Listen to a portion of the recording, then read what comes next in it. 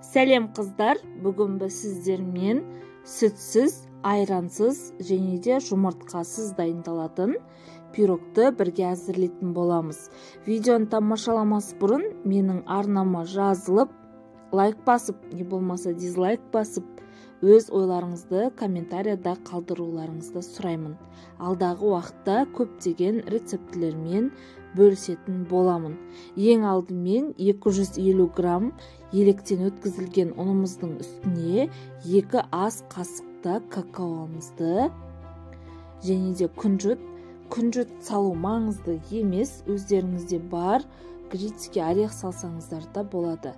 Қамыр қопсытқышын ванилинімізді салып, бір араластырып алып шетке қоямыз. Бөлек ыдысымызға 300 мл су бізде қайнап суытылған бөлме температурасында. Қантымызды, сұйық майымызды салып, бір араластырып, ұнды массамызды салып, қамыр дайындаймыз. Қамыры бізде сұйық емес, қою емес, орташа қоюлықта болады. Бұл уақытта духовкамызды 170 градусқа қыздырып алуымыз тиіс. Мендегі форманың размері 24. 22 размерлі форманы қолдансаңыздар да болады. 45-50 минуттың көлемінде пісіп шығады.